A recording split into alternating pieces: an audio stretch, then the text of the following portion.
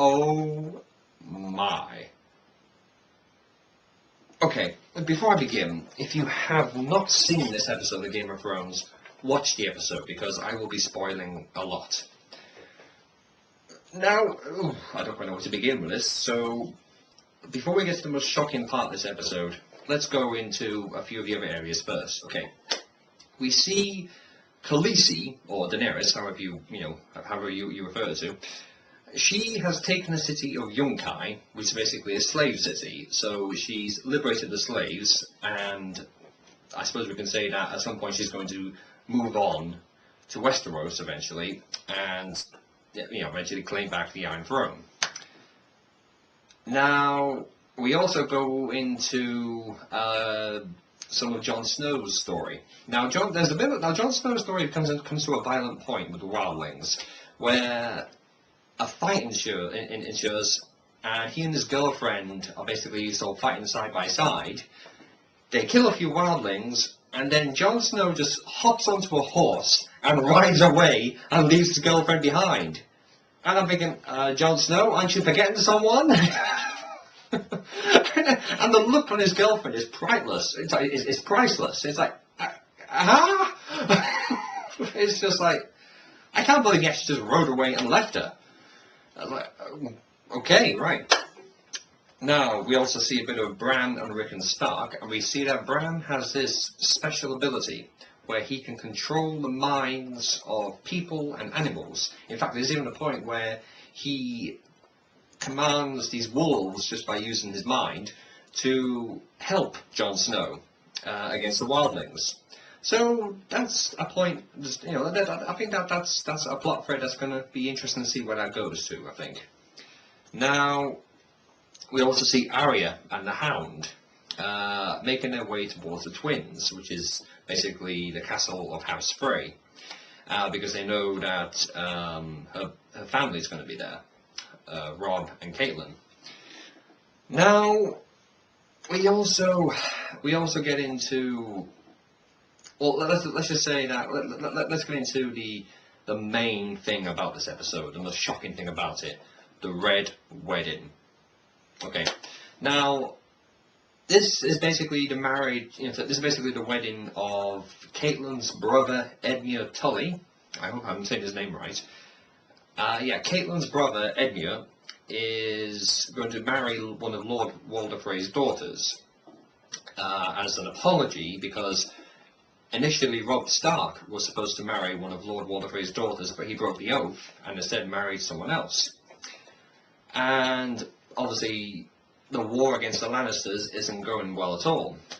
Robb Stark, he's won every battle, but he's losing the war. So he goes to the Freys, apologises, and asks for help against the Lannisters. And Lord Walder Frey says, we'll forget this ever happened. Yeah, let's have a feast. Let's have a feast to celebrate this wedding. And so they all sit down.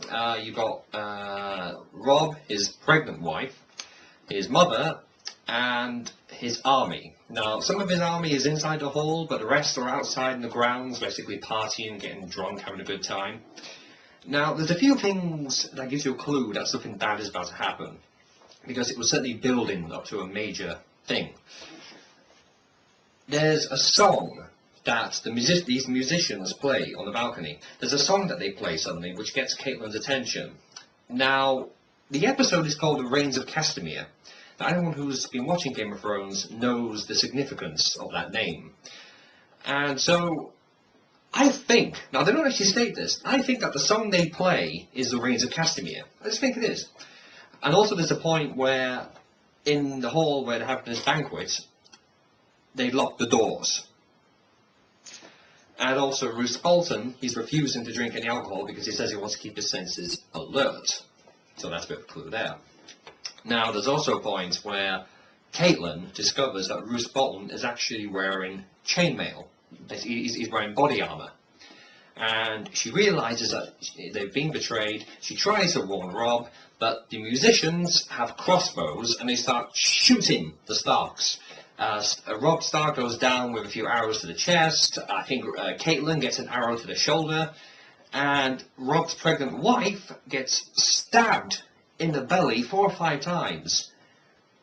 And it's just like, oh my God, what is happening here? And I was like, what on earth is happening here? It was like, it just turned into complete chaos in a matter of seconds. And it was, oh my goodness, I just could not believe what was happening. And so all of the Stark, so basically Caitlyn's down, Rob's down, his wife is certainly down, and the Stark men, they're basically too drunk to do anything. So the Stark, the Stark troops, they get massacred. The troops, the troops inside the hall get butchered. The troops outside the hall in the grounds, they get absolutely just massacred. And it just all turned so chaotic. Even Rob's wolf gets shot by crossbow bolts, and it just turned completely upside down. Now there's a point where Rob is dragging himself to try and cradle the body of his dead wife. Caitlyn grabs Lord Walder Frey's wife, holds a knife to her throat, and says, "End this now, and I swear we'll forget about this. Well, let us go, and we'll forget this ever happened." Lord Walder Frey says, basically says, "Hey, basically, Caitlyn's threatening to kill Lord Frey's wife, unless basically he lets them all go." And Walder Frey says, "I'll get another wife."